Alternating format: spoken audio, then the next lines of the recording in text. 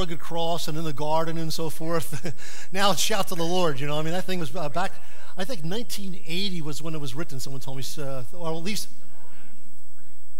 93? 93. Well, I'll tell you, it's been around for a while. And it's one of my favorites from overseas, you know. I mean, you get to sing the ones, but anyway, all to be good in 93, 2003, 2013, man, 25 years almost. But we're in the book of, very good. This last week, someone in the church said, how do we get in the book of Esther? Well, they missed the sermon that kind of bridged and told them how we got in the book of Esther. So we're going to do a real quick review just to show you where Esther fits in to the picture of what we've been doing. We've been going through Ezra and Nehemiah, and someone says, boy, when I was here, we're halfway through Ezra, and the next week we're in Esther. What happened here? So if you guys want to go to the next slide, I'm going to go through just a little bit of an overview of how the Esther fits into the whole picture. We're going through Ezra and Nehemiah, and Ezra 1 through 6. Okay, the main thing that takes place, if you look all the way over to the right on the chart, is to rebuild the temple. They start rebuilding it in 538, but it doesn't get finished until 516. In the midst of that, in chapters 1 through 6, they quit building, they have opposition, and Haggai and Zechariah come in and tell them to get started again, and they send some letters back to the king, goes back and forth. Finally, they finish it in 516, and that's when Ezra 1 through 6 finishes up. Ezra goes back to try to reestablish and try to teach these people that have now built the temple how to do worship, because they've basically forgotten over all these years. He goes back about 60 years later, and as you notice on the chart, the third line down, he goes back in 458. So now we're during these 50 some years between Ezra 6 and Ezra 7, where they're going back to Israel. We jump back into the homeland, which is Babylon, and taken over by the Medes and Persia, Iraq/Iran, okay, today, Iran. And we flip back there to see what's happening during these 58 years between the building of the temple and Ezra going back again, because there's something very definitely happening back in Persia. And so we flip back to Esther to find the story of what's going on back there, and that's where we've been for the last 3 weeks, and we'll finish up today going through the book of Ezra to find out what's happening back in Persia while these Jews are sitting there in Israel, not really understanding how to worship the Lord. Next week, we'll jump into Ezra 7, and we'll find Ezra going back. And as you can see, Zerubbabel was the one who led them back in chapters 1 through 6 of Ezra. Then Esther takes place back in Persia. Then Ezra actually doesn't appear in the book until chapter 7, when he takes a group back, and they go back and teaches them. He's a priest, goes back and teaches them how to worship God and straighten out some of the things that have gone wrong in their society in those intervening 60 years approximately. And then Nehemiah jumps in Nehemiah 1 through 13, the 13 chapters of Nehemiah, and he says, oh, they're back there, they have a temple, they have reestablished worship, but there's no walls around Jerusalem, and they're susceptible to being attacked and everything. And so he goes back in order to try to rebuild the walls. And I'll tell you, Nehemiah is a great book on leadership. Talks about how to be a leader, and whether it's your business, your home, or wherever else, there's some great principles in there. So we'll be going into the book of Nehemiah in September, looking through that. Then we'll get through to Christmas. Yeah, Christmas is coming up already. How about that? Get through to Christmas. We'll do a Christmas series, and then I've got 2 ideas of what we're going to go to in January. I haven't quite decided yet between those two, but exciting times until we get there. So we're in the book of Ezra, and as you can see up here on the chart, Esther takes place. Ahasuerus is king from 485 to 465 for 20 years. Esther kind of takes place, we guess, between 483 and 473. So Vashti, the previous queen, would have been queen when, I'm assuming when he took over in 485. She's queen for 2 or 3 years, or whatever it is, and then Esther takes place, and Esther becomes queen. And then the events take place. They kind of end up, we think, around 473 or whatever it is, her term. Now, I'm not sure what happens after that. I'll give you a little bit of more news on that maybe next week, as we study a little bit more coming into Ezra chapter 7 and seeing what happens when Ezra goes back. But I've got to be wondering, the king, her husband, who we see in this book of Esther, gets assassinated in 465. Now you remember there was an assassination attempt, which is what brought Mordecai to the forefront, and he was thwarted because of Mordecai's squealing on the assassins. But it actually does take place in 465. The head of his bodyguard, and I'm going to have to look at his name, it's Artabanus. He was the head of the bodyguard. He kills the king, and then they arrange to kill the eldest son of the king, and there's a few things come back, and Artaxerxes is the one who takes over after Ahasuerus. Now Ahasuerus, I have Xerxes the one next to it because Xerxes was actually his Persian name. Ahasuerus is how he's referred to in Hebrew, and so the Hebrew scriptures is called Ahasuerus. So we're going to jump into into Esther between these chapter 6 and 7 of Ezra, and we haven't been reading the scriptures for the last few weeks because we're taking large chunks and there hasn't been a real key, but I want to do that today. So let's all stand, if you will, with me. I want to read the bridge that kind of sets up the beginning of Esther chapter 8 where we're here.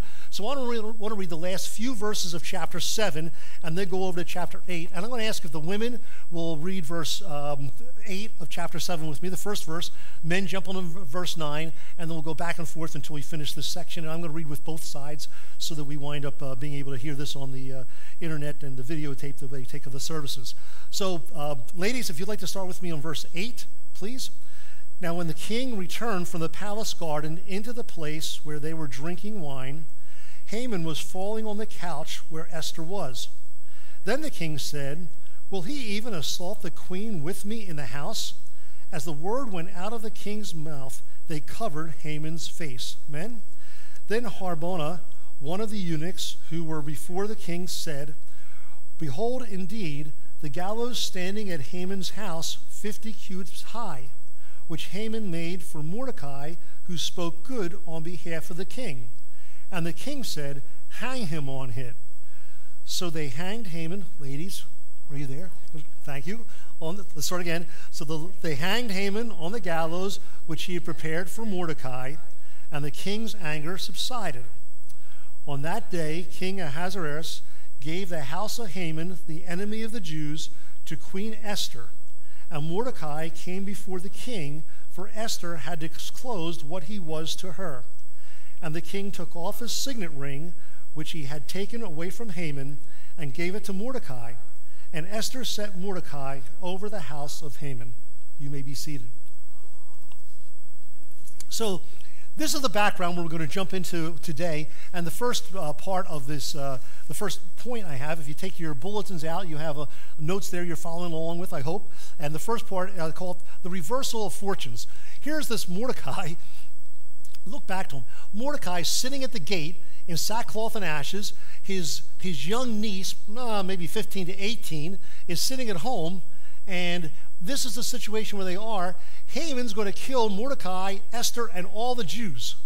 Jump forward to here. Haman's been hanged on the gallows. Esther gets Haman's property, and she puts Mordecai in charge of all Haman's estate. What a reversal of fortune. The first part of this in verses 1 and 2 is about Mordecai, and there's a couple of things that I want to just bring out here. First of all, up until this point, the king has not realized that Mordecai is Esther's uncle. She reveals that to him.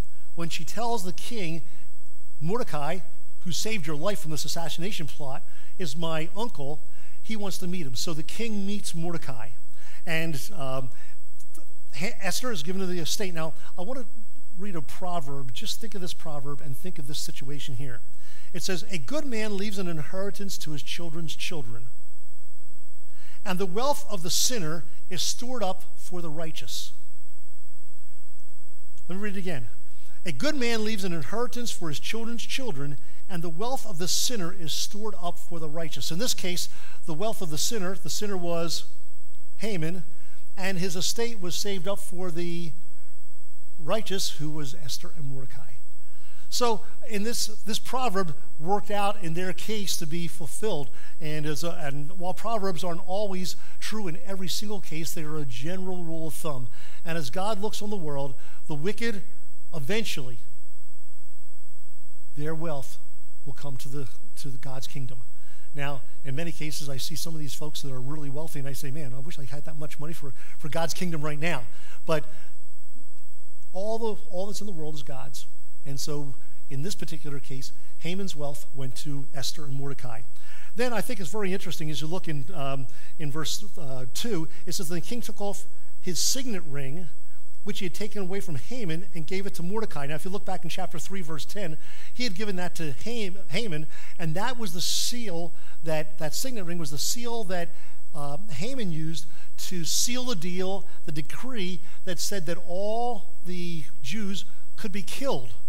All their women, their children killed, and all their goods, all of their plunder be taken away from them and be taken for the Persians, who would be the ones who would kill them, all their enemies. He sealed that with a signet ring. He wanted that signet ring. And yet, when you look at it, what happens? That signet ring is taken back from Haman before he's hanged on his own gallows and now given to Mordecai. How things have changed. How things have changed. The last shall be, and the first shall be last.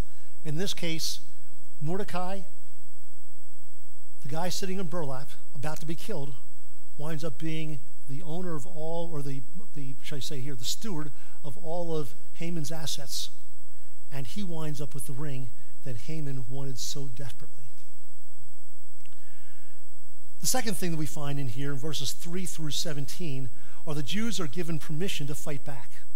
Now, let's go through this section, and I'll explain a few things as we go through here. Let me start with verse 3. Then Esther spoke again to the king, fell at his feet, wept, and implored him to avert the evil scheme of Haman the Agagite and his plot which he devised against the Jews. And the king extended the golden scepter to Esther. So Esther arose and stood before the king. No 3 days of prayer and fasting already. She's on a roll, you know. I mean, she knows the king is supportive of her requests. She knows that he has already killed Haman, and so she takes the bold step to say, I'm going to walk in front of the king, and I'm going to ask for something more. Because who had been stopped? Who was dead? What about his decree that he put that all the Jews be killed? Was that done? No, that was still in effect. There was no change. There was still that decree that they were going to be able to kill all of the Jews. That had not been changed at all. And so she goes in to talk to the king. And in verse 5 it says, then the king said, she said, if it pleases the king, and if I have found favor before him, and the matter seems proper to the king, and I am pleasing in his sight, let it be written to revoke the letters devised by Haman, the son of Hammedatha, the Agagite, which he wrote to destroy the Jews who are in all the king's provinces. For how can I endure to see the calamity which shall befall to my people, and how can I endure to see destruction to my household? So the king Ahasuerus said to Queen Esther and to Mordecai the Jew, behold, I have given the house of Haman to Esther, and him they have hanged on the gallows, because he has stretched out his hands against the Jews. Now you write to the Jews, I believe talking to Haman at this point, and Esther also, but to Haman, who's the king's signet ring, you write to the Jews as you see fit in the king's name, and seal it with the king's signet ring, for a decree which is written in the name of the king and sealed with the king's signet ring may not be revoked. So Esther says, can you just nullify that decree? Can the king nullify the decree? No. Because any law written and sealed by the king's signet ring may not be revoked. It's done. Now let me go back and give you one other instance that this happened. And I'll explain just a little bit about the Old Testament, how it's set up. Genesis through Esther are the historical books. And so after we finish Ezra and Nehemiah, we're finishing the end of the historical books in the Old Testament. Job, which comes right after Esther, through Ecclesiastes, are poetic books. That's David's and Solomon's writings for the most part, and the book of Job. After we finish that, after that Ecclesiastes, you get into the major prophets and the minor prophets. So all the prophetic writings are not put interspersed in the history where they belong, but they're put at the end of the Old Testament. They're called the prophets. Major prophets are the more important ones, right? No. Major prophets are the long-winded preachers, okay? The prophets that had the longest books were placed first and called major prophets. Prophets which had shorter prophecies were called minor prophets, and they came after the major prophets. And so as you look at the Bible, the prophets while they may have had some history in them, they are all at the end of the book. So we're going to look at the book of Daniel. So if you want to go back, find Daniel right now. We're going to look at Daniel chapter 6 for just a few moments. So look towards the back of the Old Testament. You're going to get to Jeremiah, Ezekiel, and then comes Daniel. And we're going to look at Daniel chapter 6. Daniel chapter 6 took place prior to Esther. Okay? Daniel was at the beginning of the Babylonian captivity. 70 years of Babylonian captivity. We're now at the end of the captivity when the Israelites are going back to Israel after having gone to Babylon. So Daniel, while it's in the back of the book, and it seems like, why wouldn't they put that earlier? He was a prophet, so his prophecy was put in the back of the Old Testament, or the back of the Hebrew Bible, as a prophet. So look with me at chapter 6, because we're going to look at a few verses here. How many remember Daniel and the what? Lion's Den. Okay, everybody was Daniel and the Lion's Den. This is chapter 6. Men didn't like Daniel. Daniel had gone, much like Mordecai, up in the social status and in the government. He was a high official in the government, and he was well known and well liked by Nebuchadnezzar because of the way he gave certain advice to him. So the historical part of Daniel, the first 6 chapters, tell history. The rest are actually prophecies. But some of those prophecies are included in those history books also. So we're going to look at chapter 6. The guys who were called Chaldeans, the magicians and so forth, they did not like Daniel. He was too close to the king. They wanted to get this Jew out of the, say, hierarchy of the Persian and at that time the Babylonian government before they were taken over by the Persians. The way to do that was to criticize his religion and to throw him in the lion's den. We pick it up, verse 8. They come to the king. Now, O king, establish this injunction and sign the document so that it may not be changed according to the law of the Medes and Persians. Therefore, King Darius signed the document that is in the injunction. The injunction was nobody can ask anything of any other person, God, king, whatever, for 30 days. They knew that Daniel prayed every afternoon from his house window back toward Jerusalem. So there was all a scheme to get Daniel out. The king, you'd think he'd know about this, but the king has no idea of what their underlying things. His vanity takes over, and he signs the document, seals it with a signet ring. And as it says in verse 8, it may not be changed. Skip down to verse 11. Verses 10 and 11, Daniel starts praying. Okay, they see him. Verse 12, then they approached and spoke before the king about the king's injunction. They're acting like, didn't you do this? They're asking him a question. Didn't you sign an injunction that any man who makes a petition to any god or man besides you, O king, for 30 days is to be cast into the lion's den? The king answered and said, the statement is true, according to the law of the Medes and Persians, which cannot be revoked. Which cannot be revoked. He's totally clueless what's happening here, these guys. He thinks, they're coming in, they ask no question. Then they answered and spoke before the king. Daniel, who was one of the exiles from Jerusalem, pays no attention to you, O king, or to the injunction which you signed, but keeps making his petitions 3 times a day. All of a sudden, the light dawns on the king's head, and he understands what these guys are trying to do. The whole idea of the injunction was to kill Daniel.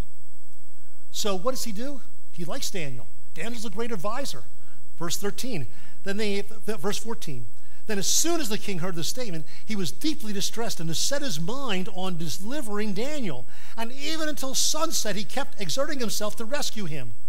Why did he have to work so hard? He's the king.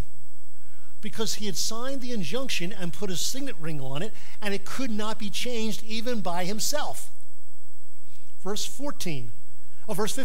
Then these men came by agreement, they got together in a conspiracy, came to the king and said to him, recognize, O king, you're stuck. That is a law of the Medes and Persians that no injunction or statute which the king establishes may be changed. Then the king gave orders and Daniel was brought in. And you can read the rest of the story. Hopefully not during the rest of the sermon. But the point is, even back in Darius, there was a time, there was this, it could not be revoked. So the king, Ahasuerus, cannot revoke Haman's decree. All he can do is see if Mordecai can somehow contradict it or countermand it so that the Jews all don't get killed. So in verse 9, he tells him, so the king's scribe were called, gives Mordecai the pen, the ink, says, you can do whatever you want, and write a competing order such that you want, And in verse 9 it says, so the king's scribes were called in on that day in the 3rd month, that is the month of Sivan, on the 23rd day, and it was written according to all that Mordecai commanded to the Jews, satraps, governors, princes of the provinces, extending from India to Ethiopia, 127 provinces. So this king owns a lot of material, a lot of land. This is before Alexander the Great. He owns everything from India all the way over to Ethiopia and Africa. He's got the whole ball of wax under his control. And so that's how big this kingdom was and where they were going to kill the Jews, which would mean everything. Would mean back in Israel, would mean down in Ethiopia, would mean any place the Israelis were, they could be killed. Now this is the 3rd month. If you look down at verse 12, it says, on one day in all provinces of King Ahasuerus, the 13th day of the 12th month, that is the month of Adar, that was the date that they were supposed to kill the Jews. What month are we in when this is being written? Mordecai's writing this. Which month? 3rd month. Which month is the action supposed to take place where all the Jews are being killed? 12th month. We got 9 months interim. 9 months to fix this. So Mordecai writes his particular decree, and if you look at verse 11, here's what he writes. In them, the king granted the Jews who were in each and every city the right to assemble and to defend their lives, to destroy, to kill, and to annihilate the entire army of any people or province which might attack them, including children and women, and to plunder their spoil. If you look back in chapter 3 with me, just briefly, to verse 11, here is Haman's order against the Jews. Chapter 3, verse 11. And the king said to Haman, the silver is yours. Let me go down to verse 13. Letters were sent by all the couriers to the king's provinces to destroy, to kill, to annihilate all the Jews, both young and old, men and women and children, in one day, and to seize their possessions as plunder. They sound familiar? You might think, Mordecai, aren't you going over the top in order to, why don't they just defend themselves? You're saying they can kill everybody. They can kill the women and children of these people, of these families. You're saying they can take all their plunder. Well, Mordecai's decree was an exact mirror of Haman's decree. He wanted the Jews to be put on an even playing field with all these, and to say that if they do this to you, you're allowed to do the same thing back to them. They didn't want the ones who were going to kill the Jews to think, oh, if we succeed in killing the Jews, then we don't have to worry about anything else because they can't take our plunder, they can't kill our women and children. They wanted them to think seriously, if you kill them, they're allowed to do the same thing back to you. Do you really want that? So he leveled the playing field for them. And that will come in importantly as we read through this. Look down, if you will, to verse 14. The message was sent out. It says, the couriers hastened and impelled the king's command went out, riding on royal steeds, and the decree was given out in the Susa, the capital. So in other words, this was a very important thing. These messages were sent from India to Ethiopia on royal steeds, probably bred for speed. They were beautiful horses. They were to get the message out, because this is a big kingdom. And in 8 months, the Jews were going to be annihilated. They didn't want to take any chance that the message didn't get out, as the first one had, and the problems ensued. So they sent them out with this, and then I like verse 15. Look at verse 15 with. Then Mordecai went out, after writing this, Mordecai went out from the presence of the king in royal robes of blue and white, with a large crown of gold and a garment of fine linen and purple, and the city of Susa shouted and rejoiced. He was greeted as a king. Now, do you remember when Haman went in to try to get Mordecai killed? And when he walked into the king's presence, the king said to him, what should I do for the person that I want to honor? And Haman thought, who is the person he wants to honor? Me. And so Haman said, well, I think you should take one of your royal robes, which you've already worn so the people know this is your robe, and put it on the person. You should put them on a horse that you've already ridden, and you should let somebody who is very important in the kingdom lead them around and saying, this is what the way God, the king, wants to honor the person who has done good. He's thinking this is going to be me. He wanted the robe. He wanted this. He already had the signet. He wanted the robe. He wanted the horse. He wanted everything. Verse 15. Who got it? Mordecai. Mordecai got everything that Haman wanted. He goes out in the royal robes. He was venerated throughout Susa, the capital, because the king had put him second in command. And I find it interesting as we go on, but let me just stop and make a comment before we move on, because I want to give you the lesson from this before we move on to the second point. And that is, nothing is ever totally hopeless with God. Nothing is ever totally hopeless with God. Here's Haman in sackcloth and ashes, and his niece, probably an older teenager, I'm guessing, saying, we are about to be killed. And within a short time, Mordecai's walking out in royal robes. He's written a decree which countermands the first decree, and his niece is queen of the empire, from India to Ethiopia. Nothing is ever hopeless. Whatever is in your life, God is in charge. Now, I must admit, this is a hard lesson for me. And I understand where Jonathan is right now, and nothing's ever hopeless. Jonathan's a great kid, and we love taking care of him at home. But the hope and vision that he will walk in this auditorium and play in the bishop band like he did 11 years ago is really not in his future, I don't think. Could God do that? Yes, he could. But I think I'm going to have to wait to heaven for that part. But I need to make sure that I know that my hope is in the Lord. And that regardless of what the situation is, while it looks hopeless, God's still using Jonathan. He's still using us. And we got to keep our focus on God.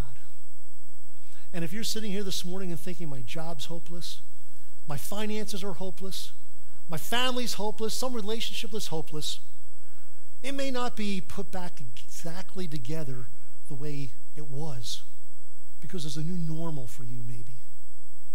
And this outcome was certainly not what Mordecai and Esther were thinking of. All they wanted was, please don't kill us. And yet they wind up as queen and second in charge of the whole kingdom. So don't ever put anything past God. Recognize that wherever you are, God can still use you. There's still a future, because there was a future for Esther and Mordecai. And move on. The second thing that I find in this second section, you might think, well, boy, we're going to be all day on this sermon. But they'll move a little bit faster as we go through, because there's a little less time on each one. But the second thing is the defense of the Jews, verses 1 through 17. In verse 3, I think it's interesting. Mordecai walks out just like this. Look at verse 3 of chapter 9. Even all the princes and the provinces and the satraps and the governors and those who were doing the king's business assisted the Jews in this regard. Why? Because the dread of Mordecai had fallen on him. He had become a very, very, very powerful individual. And they dread him. They feared him. Those that opposed the Jews, because they knew he was in charge. They were not going to get Mordecai mad or cross the Jews in any way. He uses his position in order to help the Jews. In verse 6, we have the actual defense, and we come up to the first day in verse 6. And in Susa, the capital, the Jews killed and destroyed 500 men, and the 10 sons of Haman, which are named in the next 3 verses. All 10 sons were killed. Of course, they were some of the main enemies. On that day, it says in verse 11, the number of those killed in Susa, the capital, was reported to the king. So he found out 500 men had been killed. But I want you to notice that it says that the king said to Esther, the Jews have killed and destroyed 500 men and the 10 sons of Haman in this capital. What then have they done in the rest of the kingdom? We don't know that he received the answer at this point. He receives the answer a little later in this chapter. Now, what is your petition? It shall even be granted to you. And what is your further request? It shall also be done. Give me 1 request. Give me 2 requests. Tell me what you want, and I'll do whatever you want in this particular point.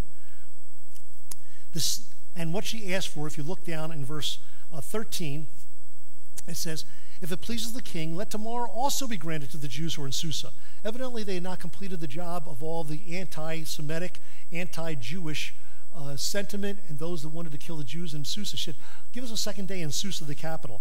And I don't believe that extended to the rest of the empire, just to Susa, because the empire was from India to Ethiopia. How do you do that for a whole kingdom? You can't do it. So she said, in Susa, this capital, let us have a second day to rid ourselves of our enemies. And let the Haman's sons be hanged on the gallows. Now, they were already dead. They'd been killed the day before.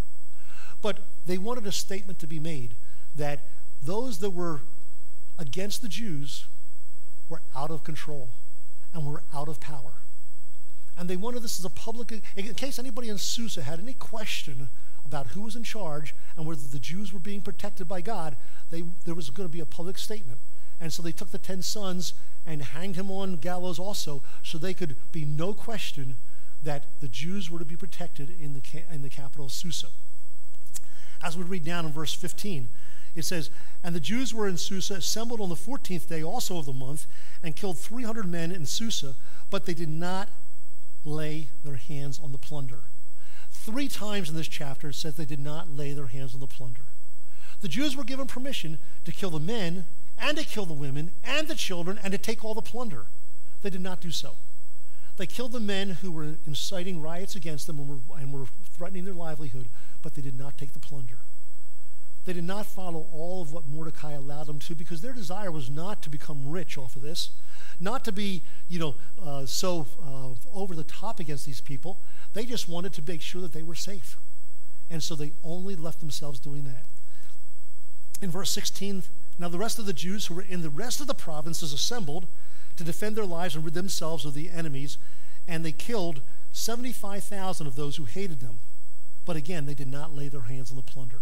So from Ethiopia to India, 75,000 men were killed who were going to kill the Jews. And how many in Susa? 300 plus 500, which is 800 in Susa on that day. There have been attempts to wipe out the Jews for years. If this had taken place at this time, it may have entirely wiped out all the Jewish population of the world, because Israel was also in this group, and they were to annihilate and kill every Jew. This was what I call the Holocaust that almost was. As we look through here, you remember Egypt? They tried to kill the Jews. The firstborn of every male was thrown in the river. I don't know if you know, if you remember or even know, back in 1917 and 1921 in Ukraine, 80 to 100,000 Jews were killed. That's First World War. We're not talking about the Holocaust. You get to the Holocaust, 6 million are killed. And if you remember Schindler's List, I don't know how many saw Schindler's List. Okay, very effective film. You should watch it again. But the last scene was so vital to me. I mean, so memorable. It's the only thing that I really remember so specifically. You can watch it on YouTube if you want when you go home. But it talks about how he walked and he looked at his car and said, "Oh, why did I keep this car? I could have bought 6 more Jews' lives." Took a pin off, a gold pin. 2 more Jews, at least one. The world wants to exterminate him, and anti-Semitism hasn't stopped at this point. It continues today. And I believe if the United States has any standing before God, and he's blessed us in some way, it's maybe because of our stand for the Jews throughout the world and not taking the same positions. Let's briefly go through the last 2 points here. Let me give you the first of all, the lesson. Israel's right to exist will be challenged right up to the very end time. Look at Revelation 12 through 14.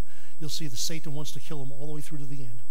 As we look in verse, the third thing is in chapter, let me get through it here, is in chapter 8, or chapter 9, verses 8 to 13. It's the Feast of Purim, and Esther and Mordecai began a feast called Purim. Purim. Pure was the word, P-U-R, was the word that referred to the lot that was cast by Haman to start this whole thing. Since there were more than one lot, im, I-M, the end, is like our S. It's like a plural. So more than one lot, Purim, okay, or Purim. Elohim in the Old Testament, the word Elo, God, it's im on the end, suggesting there's a plurality in the Godhead, even in the Old Testament scriptures in Genesis. So im is the plural, Purim is the plural of lots. and they have this feast that's declared for all Jews to celebrate every year, usually the end of March or the end of February, beginning of March. For 2018, it'll be the February 28th through I think March 2nd will be the dates. And they celebrate in two ways. They celebrate on 2 days because the rest of the world only had 1 day to defend themselves. Susa had 2 days, so they celebrate on both the first day and the second day. Purim was actually made illegal and they could not celebrate it during Hitler's day. And he said if he failed to annihilate the Jews, that it would be a second Purim for him, a second time when they escaped total annihilation. And although he annihilated and exterminated 6 million Jews, he did not get them all. Today, I think they have the result is they have a nation of Israel because of what took place. Remembering history is an important way of remembering God's work. I think we need to remember those things. We need to celebrate God's victories. Lastly, chapter 10, 3 verses, Mordecai becomes second in charge, and it talks about his longevity and the things that he did. And I think the lesson here is that Christians in politics can have a great impact for God. Whatever your position is, whether it's in politics, whether it's in work as a supervisor, whether it's in your home, use your position for God's glory. That's what Mordecai did. Today in our nation, I think we need Christian judges, the judicial branch, the executive branch, the legislative branch. We need people in all branches that are believers to attempt to do what Mordecai did and countermand and counteract the negativity and the negative things that a person like Haman might want to do, and to promote what God wants to have done in our nation. When I was in the Army over at the Army Reserves, one of my great friends there was the SJA, Staff Judge Advocate, and he was a believer, born again believer. We became good friends. He came to all my services on Sunday mornings whenever he was able to, and he was a judge in New York City. Had a great ability to make an impact for Jesus Christ by his position. As far as I can tell, our Vice President, Mike Pence, is a born-again believer, loves the Lord, went to an evangelical church. You might say the second command in our nation is like the second in command back then, a believer. We need people in politics who can say what God needs them to say. As we close up this series today, my main theme is to use the position God gives you to advance his kingdom. Wherever you are, work, home, school, politics, some sort of official office, use it to impact others for Jesus Christ. This Saturday's March, some are going to use their position to impact people for Jesus Christ. Dear Lord, as we walk out of here today, we ask that you might help Esther and Mordecai's example to be those for us, that we may truly follow what you want us to do, that your kingdom may be evident to others as they see it in us. May we, as we have those positions, be godly influences and godly examples to the world of what you want done, not only here in the United States, but around the world. In Jesus' name.